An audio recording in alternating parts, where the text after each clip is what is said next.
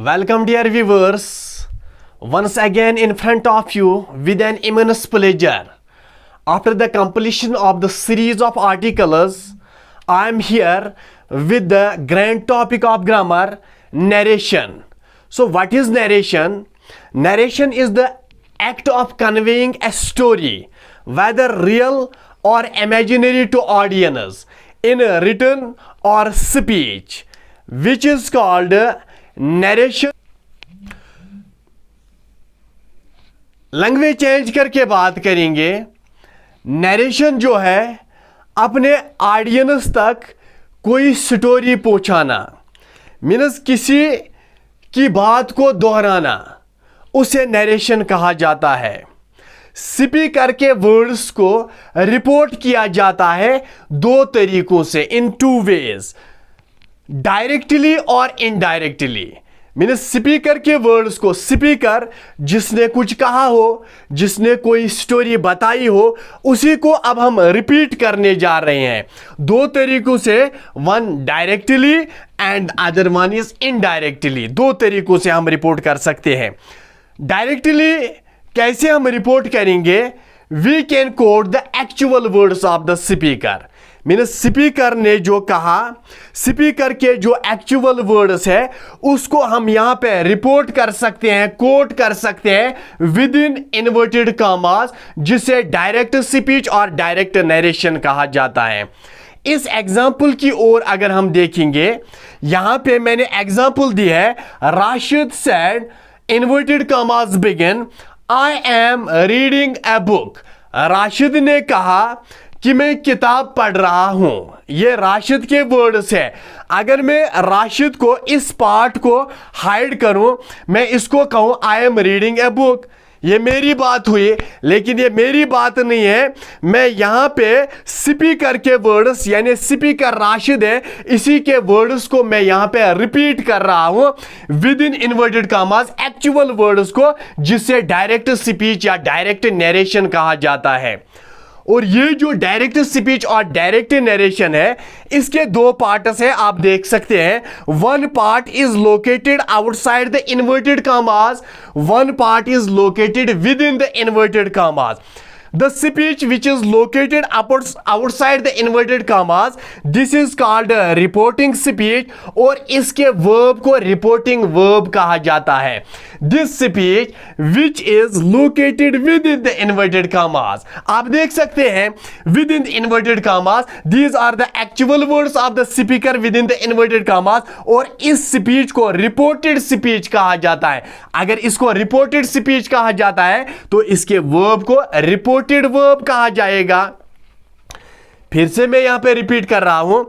Speech outside the inverted commas, वो speech जो inverted commas से बाहर है, इसे रिपोर्टिंग स्पीच कहा जाता है. इसके वर्ब को रिपोर्टिंग वर्ब कहा जाता है, क्योंकि आगे ये टॉपिक में हमारे बहुत काम आएगा, इसको याद रखना है.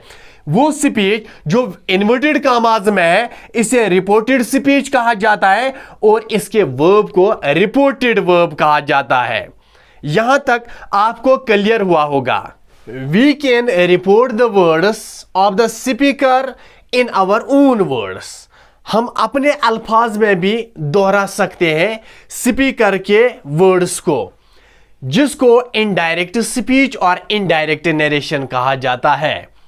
एग्जाम्पल की ओर अब मैंने दोनों एग्जाम्पल्स को यहां पे फेस टू फेस रखा ताकि हमें ज्यादा समझ में आए. पहली वाली एग्जाम्पल जो है, अभी मैंने कहा स्पीकर के एक्चुअल वर्ड्स को जब विद इन इन्वर्टेड कॉमास रखा जाता है, इसे डायरेक्ट स्पीच कहते हैं. और मैंने यहां पे in this example number first, example number second example जो है, यहां पे मैंने क्या किया, मैंने इन वर्ड्स को रिपीट किया इन माय ओन वर्ड्स. कैसे? राशिद सेड, इन्वर्टेड कॉमास को रिमूव किया. यहां पे इसको मिलाने के लिए, दोनों स्पीच को मिलाने के लिए मैंने यहां पे एक कनेक्टर इस्तेमाल किया, यानी कंजक्शन दैट. इसने इन दो स्पीचेस को कनेक्ट किया. दैट आई किस में चेंज हुआ? ये ही में चेंज हुआ. ये बाद में मैं समझाऊंगा कि इसके रूल्स क्या है. एम वाज में चेंज हो गया, और reading a book Rashid said that he was reading a book. अब मैंने अपने वर्ड्स में इसको दोहराया। राशिद ने कहा कि वो किताब पढ़ रहे थे, वो किताब पढ़ रहे थे। ये मैंने अपने अल्फाज में इसको दोहराया।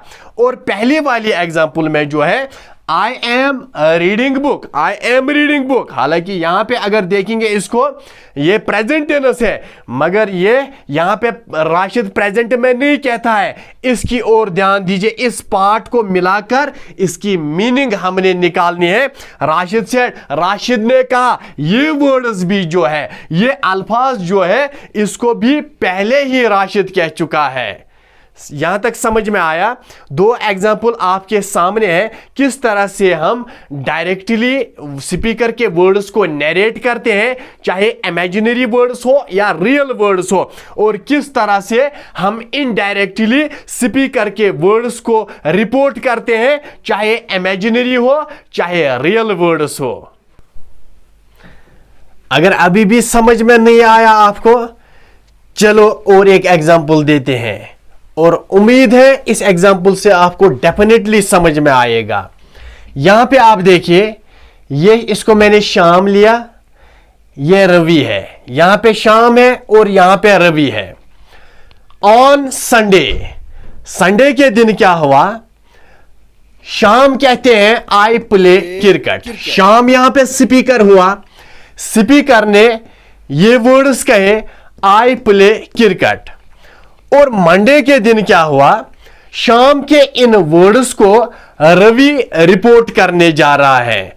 रवि अब इन वर्ड्स को कन्वे करने जा रहा है टू द ऑडियंस। देखो कैसे, पहली एग्जांपल यहां पे मैंने दी, शाम सेड, रवि कहते हैं शाम के words, Shyam said actual words of the speaker are being kept within the inverted commas here, I play cricket. यहां पर रवि ने भी, शाम ने भी यही कहा था, आई प्ले क्रिकेट, और रवि भी यहां पे यही कहते हैं इन्वर्टेड कॉमास में, आई प्ले क्रिकेट। यानी शाम के एक्चुअल वर्ड्स को यहां पे विद इन इन्वर्टेड कॉमास रखा गया, जिसको हमने पहले ही पढ़ा, इसको डायरेक्ट स्पीच कहते हैं।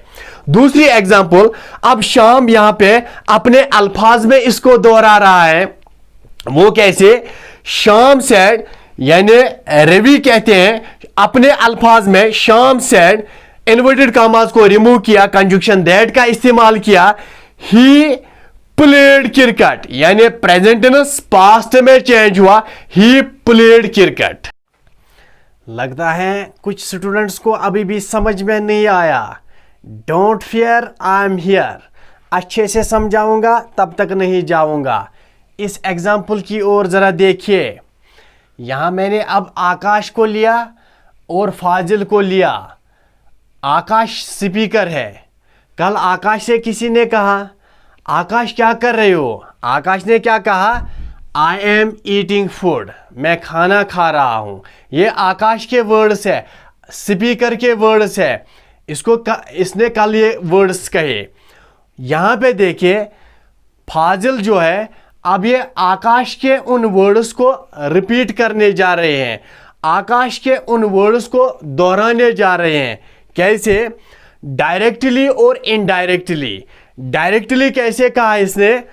फाजिल कहते हैं आकाश सेड, आकाश ने कहा, आकाश के इन एक्चुअल वर्ड्स को, जो अल्फाज इसने उस वक्त कहे थे, उन्हीं अल्फाज को यहां पे फाजिल रिपोर्ट करने जा रहा है विद इन इन्वर्टेड कॉमास, जिसको डायरेक्ट स्पीच या डायरेक्ट नरेशन कहा जाता है। और दूसरे तरीके से फाजिल क्या कहते हैं? फाजिल ने इनडायरेक्टली भी इसको नरेट किया है। कैसे?